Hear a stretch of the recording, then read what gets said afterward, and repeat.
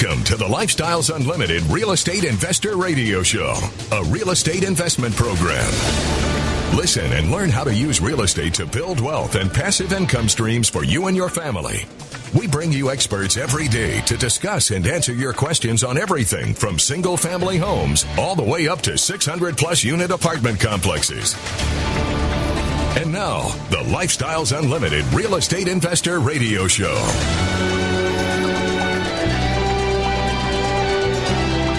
Welcome to the show. My name is Al Gordon, and as always, we're working on your financial freedom. On today's show, we're going to talk about the things that the rich choose to do that the poor don't. Now, I'm not picking on anybody. I'm not saying the rich people are better than the poor people. I'm not saying that the poor people don't have a voice. What I'm saying is this. You have to transition your thinking from a middle-class mindset to a millionaire's mindset. And I'll tell you what, that's one of the things that we help you do when you attend one of our free workshops at Lifestyles Unlimited. Now, I'll be honest with you. With all of this coronavirus stuff going on, we have at Lifestyles Unlimited stopped all of our live presentations. Now, we're planning to kick those back off very soon. I believe we're going to have some grand openings coming up in the month of July once, all the governments lift all the restrictions, because we want to do things the right way, and we want to protect everybody that we can protect. We want to protect our members. We want to protect our staff. We want to protect our teammates. We want to protect the people out there like you that should be members of Lifestyles Unlimited. So we're doing everything virtually right now. We're doing our free workshops virtually. We're doing our 2-day financial freedom seminar virtually. We're doing all of our multifamily and single family road trips virtually. We're doing all of our orientations virtually. You're getting the trend, right? So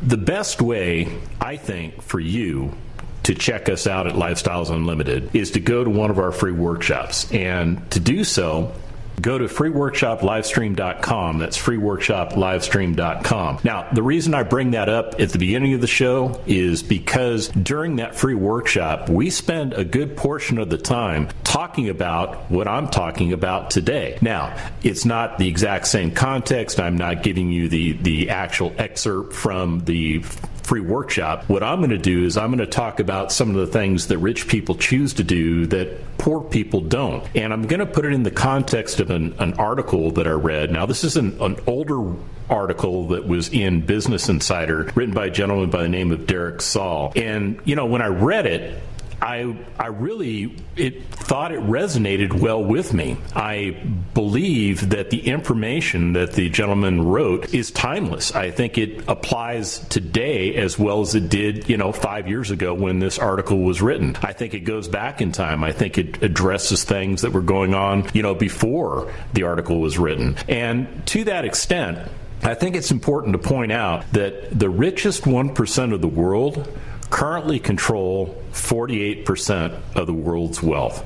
That's right. The 1%ers control 48% of the world's wealth. Now, this was based on, 5 years ago. Maybe that data has moved a little bit. Maybe it's not. It's irrelevant whether it has. What's important is that there is a small group of people in the world that control the majority of the wealth. Now, what does that mean to you? Does that mean you should stop focusing on trying to become wealthy? Absolutely not. All I'm pointing out is that there are things that the rich people do that the poor people don't. And if you're not doing these things, you're missing the mark. Derek Saul goes on to say this. He says, the top 80 wealthiest people in the world control approximately $1.9 trillion, which just happens to be the amount controlled by 3.5 billion, that's right, I said with a B, people on the other end of the spectrum. Now, I got to ask, can you believe that?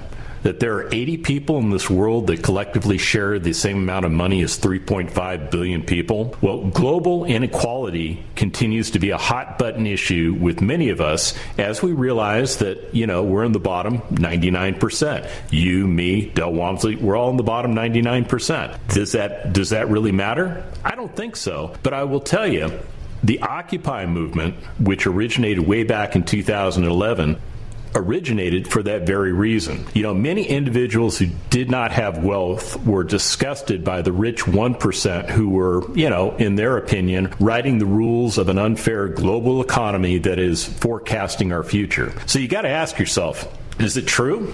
Are we the victims? Or are we all just too chicken to create wealth on our own and therefore demand a handout from those who earned it with their blood, sweat, and tears?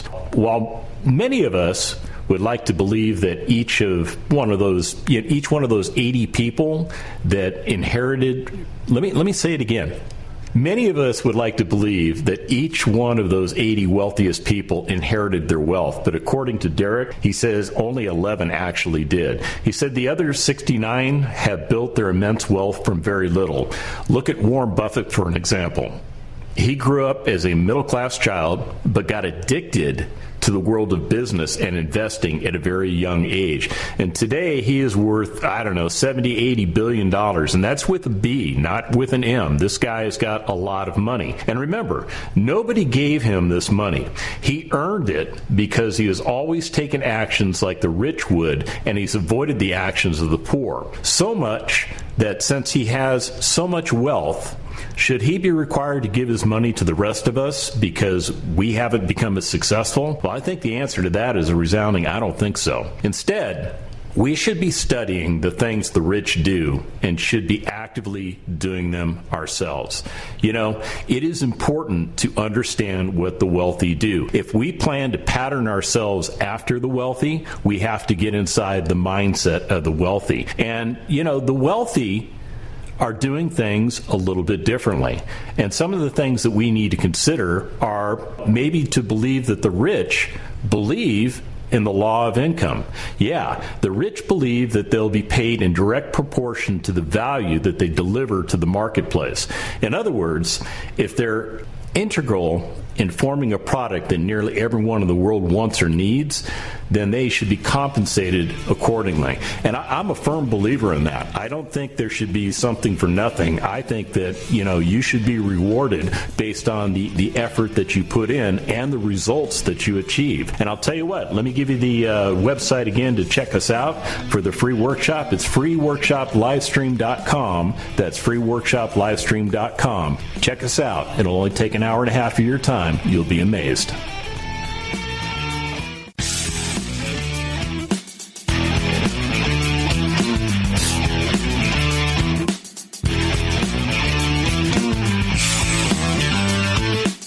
Warning. Listening to the Lifestyles Unlimited Real Estate Investor Radio Show will change your life. We will teach you how to create wealth and passive income so you can be financially free. And now, back to your host. Welcome back to the show. On today's show, we're talking about things the rich choose to do that the poor don't. And I'm citing an article out of Business Insider. It's an old article, but I think it's timeless. And what the author is suggesting is this. He suggests the rich believe in the law of income. Now, what does that mean in particular? Well, let's just say there's a gentleman out there who invents something, and let's just say he invented, let's think about, we all have a car, and a lot of us have cars that have that automatic dimming rearview mirror. I think it's in just about every car nowadays. I remember it was, when it first came out, it was considered kind of a luxury item. It was an upgraded feature, but I think every car that I've owned in the past, 10 some odd plus years has had that auto dimming feature. Now, do you think it would be fair to pay the guy that invented that only like $15 an hour for the time he put into his invention? Or since his product has been such an amazing success, perhaps we should pay him a portion of the proceeds from the sale. Now, I believe in capitalism, and I'm a big fan of paying him a portion of the proceeds from each sale. But poor people believe this. They believe that we should all be paid the same amount, regardless of the outcome that we produce. With this mentality, innovation would likely cease to exist and the poor would still be poor. And on top of this, everyone else would be poor along with them.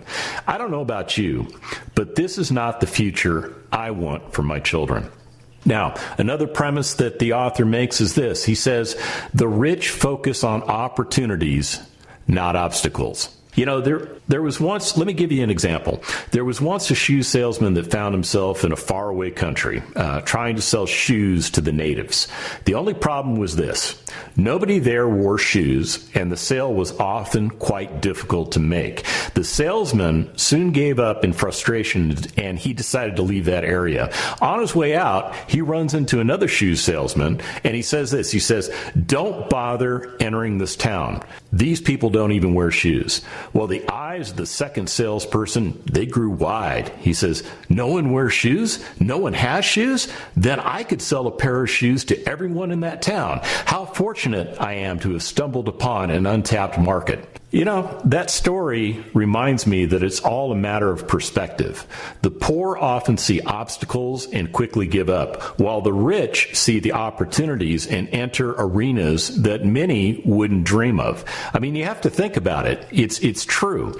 The author goes on to say this. He says, "The rich associate with positive, successful people." Yeah, I firmly agree with that, because I think attitude is everything.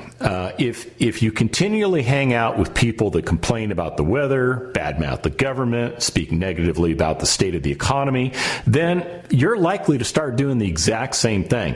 If, however, you start hanging out with people that, continually talk about success, continually talk about opportunity and the positive things in life, chances are you'll see the world from an entirely different perspective. And I'll tell you what, that is a fundamental concept of what we do at Lifestyles Unlimited. Now, I mentioned in the last segment that, our offices are still shuttered. We haven't opened the doors yet because we're complying with all the CDC guidance and governmental guidance and things like that. So we haven't had an opportunity to literally hang out as a group. But I'll tell you what, hanging out as a group is wonderful, because when you sit down and you have the opportunity to speak to a like-minded individual who is focused on trying to get to a certain place. I mean, think about it. Where are you at right now? And where are you trying to get to? I've mentioned on this show many times that you have to set goals and objectives. I talked about it a little bit yesterday on yesterday's show, and I'm going to talk a little bit about it today on today's show, because I think it is imperative for you to set those goals and objectives. More importantly, I think you have to surround yourself with like-minded individuals that share similar goals and objectives. Now, that doesn't mean you only hang out with people that are going to go buy their first house, or people that are going to go buy their first small multifamily apartment community. That's not what I'm saying. What I'm saying is this: associate with people that are focused on achieving results. Focus on the positive. Focus on the obtainable. Focus on the good things.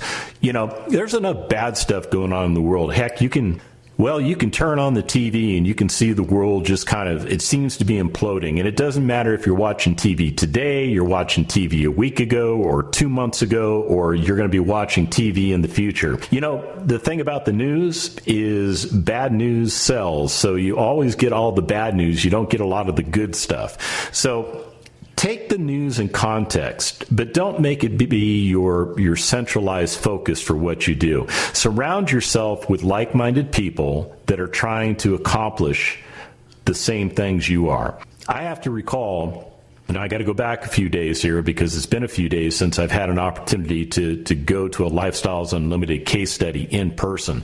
Now, I've attended them over the internet, and I'll tell you, they're phenomenal. They really are. They've done a really good job of talking about, what people are doing to achieve success, how they're doing it. They show you the financials. They show you the entire methodology of what they went through. They give you the results, and you get to benefit from them.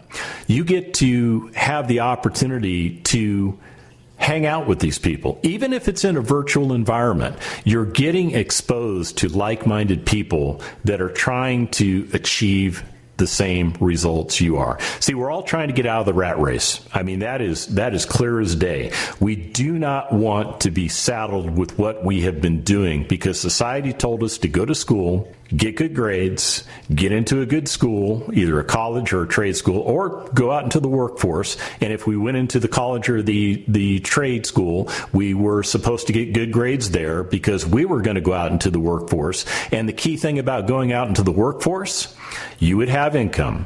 You would hopefully have some type of retirement pension or some type of 401k or something that would help you with retirement as part of your employment package, your benefits package, your financial package, whatever they call them today. But at the end of the day, what we find out is this: what we're doing is ineffective and it's not working.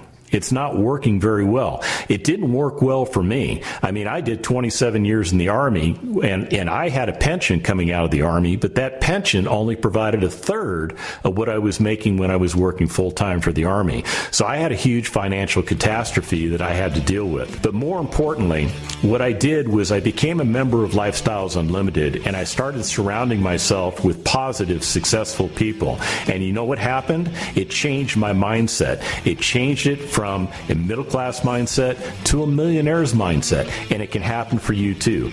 Go to this website, go to freeworkshoplivestream.com to get yourself started.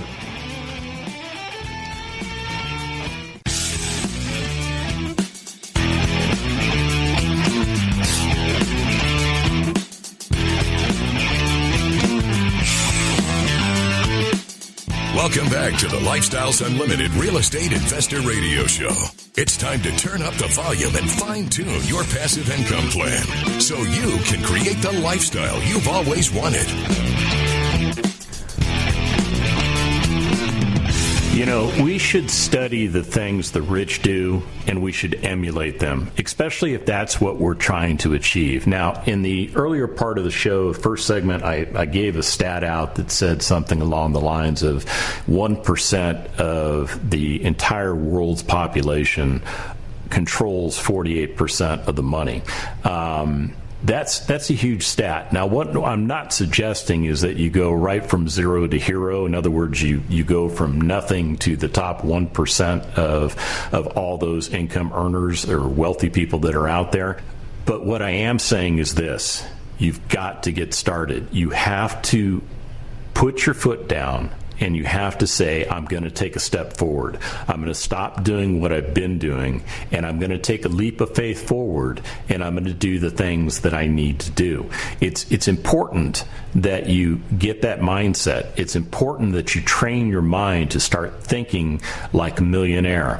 Whether you're a millionaire or not, you should start thinking like one. And the article that I'm using today from Business Insider basically makes some key points, and I'm going through some of these key points with you because I think they're important for you to understand. Now, another key point they make is this: they say the rich are willing to promote themselves and their value. Now, what does that mean? Well, it means that rich people aren't afraid to tell you what they're great at. Most of the time, they're not embellishing. It's the truth. People might be great at many things, but they always seem to downplay them into nothing, either because they're negatively, they think negatively of salespeople, or because they're not confident in themselves, or there's a myriad of reasons. So you have to assume their skills are just that. Nothing. If you want to be wealthy, you must learn how to become a salesperson, and at the very least, sell yourself. That is important. And it doesn't matter if you're involved with real estate investing, or you're trying to become rich, maybe setting up a business model, or pursuing an invention, or what have you. It's going to take some salesmanship on your part.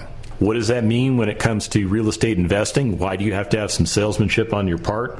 Because you have to convey to other people what it is you plan to do and what you plan to accomplish. For instance, as a new real estate investor, you have to get loan sized. In other words, you make your contact with your conventional lender, you make your contact with your hard money lender, you basically give them some information, you sell yourself on the fact that you're going to be a successful real estate investor and you need them on your team to assist you with moving forward. There you go. That's sales right there. Now, you get these folks on your team, and now you're going to go forward with maybe acquiring a property. So what you have to convince the owner of the property of is this, that you have the ability to not only acquire that property, but to do the things that you say you're going to do with that property. It takes a form of salesmanship. And it's not the kind of salesmanship that a lot of you are thinking about, where it's hard sale or anything like that. Now, this is more like soft selling.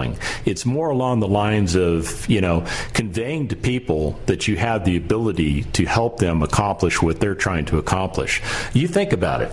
If somebody has a home, and this home it's in a dilapidated state. There's a lot of deferred maintenance. Maybe it's the original homeowner. They've lived in it for 30 or 40 years. They've gotten all the utility they can out of the home. Now they're older in years. They're looking at either retirement or some other factor going on at that portion of their life, and it's time to dispose of the property.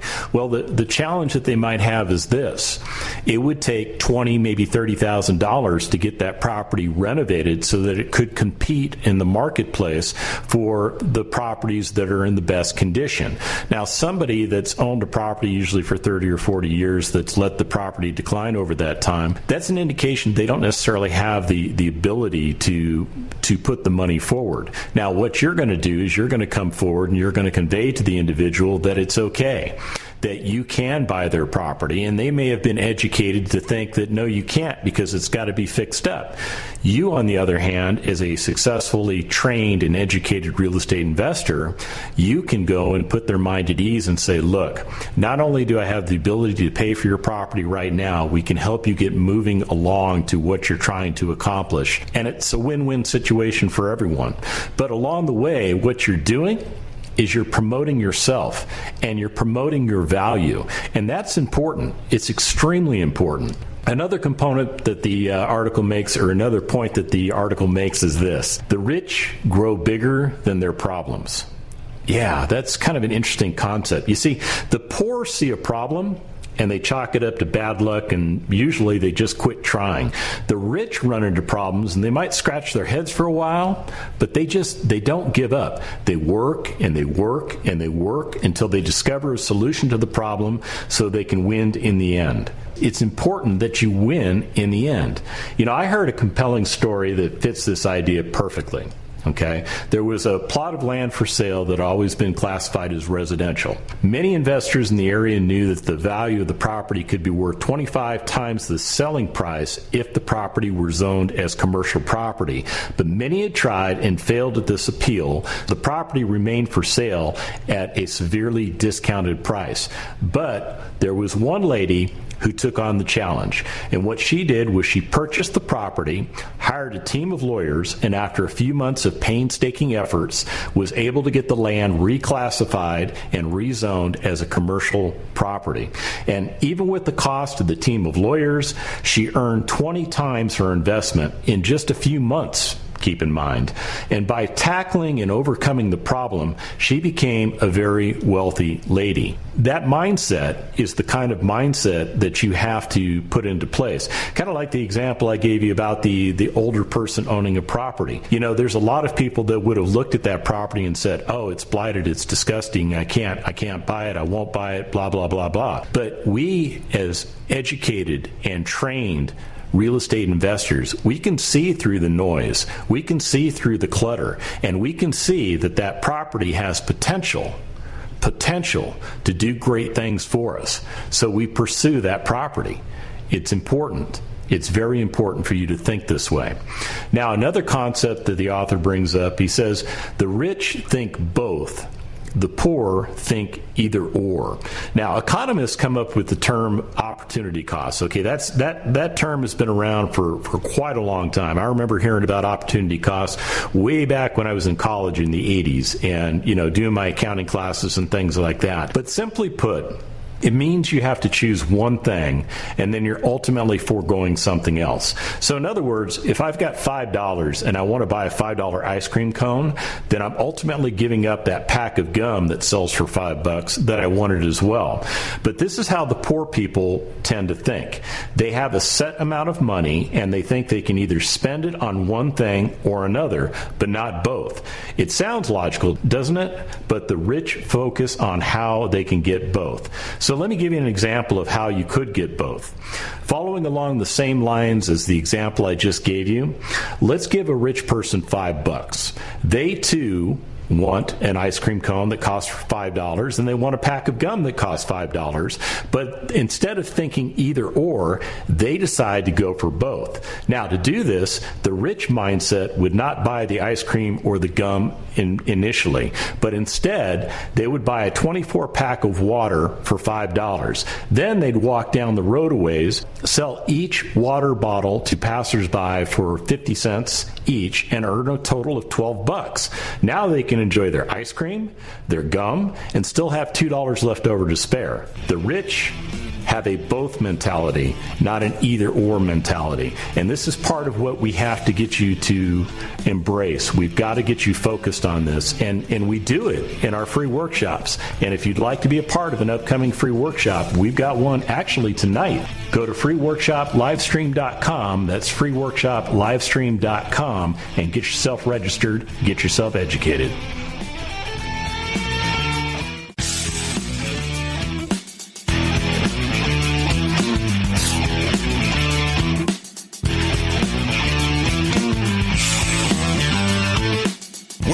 With the Lifestyles Unlimited Real Estate Investor Radio Show.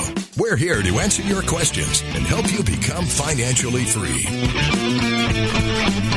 And we're talking about the things that the rich choose to do that the poor don't. And I'm not trying to beat up on poor people. I'm not trying to beat up on rich people. I'm just trying to point out things that separate the two from each other. We are a big proponent of helping you to migrate your mindset from that of a middle-class mindset to a millionaire's mindset. You know, there's a logical progression, a logical set of steps that you have to follow in order to do that.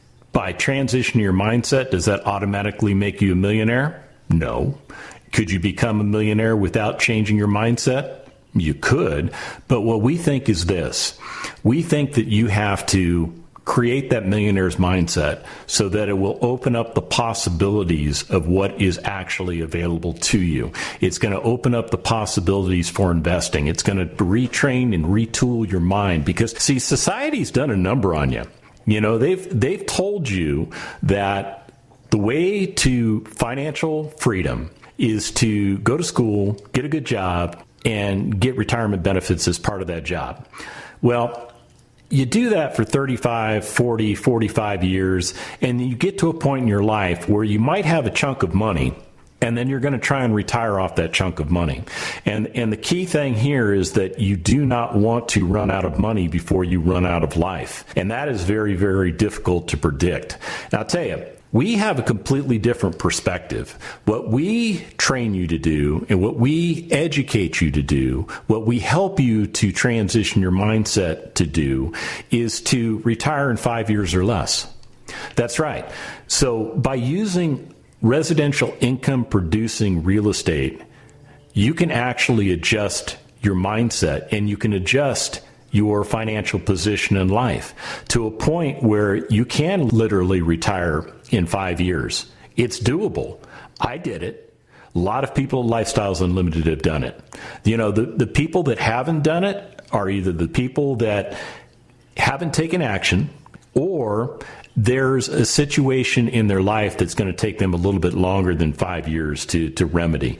Does that make it wrong? No, it doesn't make it wrong at all. See, we teach you how to utilize passive income off of those investments to offset your ordinary expenses in your household to a point where you get enough income coming in, it meets or exceeds those expenses. And at that point in life, you essentially become retired. Do you need to go back to work? No, you don't have to go back to work. You can if you choose to, or you can choose to just be retired. It's a really good opportunity to make that decision. Here's another thing that the rich do that the poor don't. The rich focus on net worth, not on working income. Poor people often talk in terms of hourly pay, whereas wealthy people know that an hourly income is not nearly as important as someone's net worth. One can earn quite a lot of money per hour, but if they don't learn to keep any of it, they're still going to be just as broke in the end. The rich person knows that a large net worth will net many opportunities and will create more wealth in the future. Not to mention, if you're doing it correctly, you've got passive income coming in that's linked to that net worth that's helping you get to that point of retirement. It's a good thing.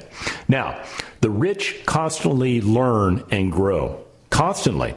Many kids today think that they'll be able to work just hard enough to earn their degrees, and then they won't have to pick up another book for the rest of their lives. They might turn this dream into a reality, but they'll likely be poor forever. I call that stinking thinking. I really do. The rich starve for knowledge because they know that the more they learn, the more likely they are to succeed. The average millionaire reads one nonfiction book a month because they want to grow themselves into the person they want to be. The average broke person will read nothing and will never change. It's like this quote that I heard. It's this: the rich constantly learn and grow, and the poor think they already know. Yeah, which is part of the reason I've mentioned to you on this radio show that we have a reading list at Lifestyles Unlimited. I have given you the reading list over the airways. If you would like to get a copy of the reading list, go to lifestylesunlimited.com. And when you get there, there's a 7-day starter kit. Go ahead and register for that 7-day starter kit. What you're going to do is what's going to happen is you're going to get an email every day for 7 days, and it's going to give you little things that you have to work on in order to become more focused, in order to become structured, to become a real estate investor. And one of those things is our reading list. I recommend that you read those books on that reading list. Now, the author of the article basically suggests that maybe you should do that once a month. I'm going to recommend you go as fast as you can. I'll just be honest with you. I think you should devote a half an hour to an hour a day to reading something new that you haven't read before, so that you can help to structure your mindset away from being middle class and towards being a millionaire. Very important thinking. Final thing the author mentions is this. He says, the rich don't mind taking the hard road. What does that mean? Well, it means the wealthy don't mind taking the hard road because they have a long-term mindset. The current life might be difficult, but they know their actions today could benefit them tremendously in the future, so they trudge along and keep their eyes on the future prize. And by staying focused and doing the things that rich people do, many of them will become successful and wealthy as well. I think those are great points to bring out. It's okay to do something that's a little challenging. Think about it. For those of you out there that are considering becoming a real estate investor who've never done real estate investing, this might seem like a daunting task. It may seem larger than life. It may seem very difficult to do. And it could be. But what we do at Lifestyles Unlimited is we break all of that down. We make it understandable. We make it all obtainable. We show you the path to success. You see, Del Walmsley, 30 years ago when he created this organization, he laid down a roadmap to success. He figured out what it took to go from a middle class to a millionaire's mindset and all the steps along the way that were necessary to actually get you there so that you could become a millionaire. And I'll tell you, over 30 years, that has snowballed. It has snowballed exponentially. We currently have 50,000 members at Lifestyles Unlimited, 50,000 members that are all like-minded individuals dedicated and focused to getting themselves retired and getting themselves retired in 5 years or less. Now, we have many members that have already achieved that. I mentioned that earlier. And what are they doing? Well, they're working on the lifestyle. See, once you get yourself retired, that's not the end game. The end game is your lifestyle. What is it going to be like in your future when you do these things that you're trying to accomplish? What is it going to be when you get there?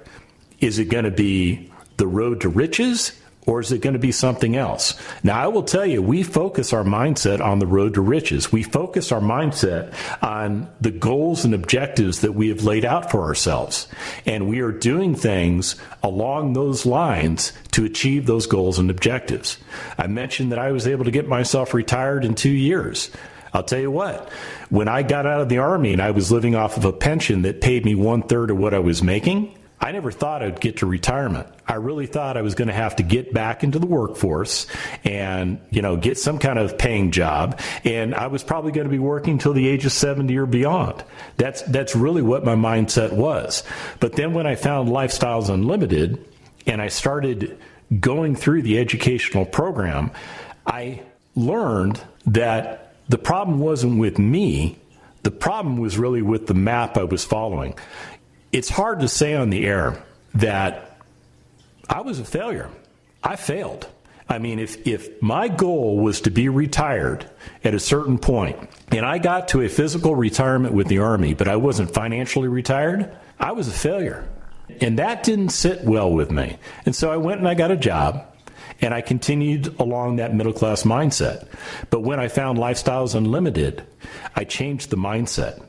I changed it from a middle-class mindset to a millionaire's mentality. It's that transition that created all of the opportunities for me, because I could see opportunities that I couldn't see before. I was educated in how to properly acquire and operate residential income producing real estate. See, I had some real estate, but I wasn't doing it right because I didn't know what right looked like until I found Lifestyles Unlimited. So what I implore you to do is to sit back and think about where you're at.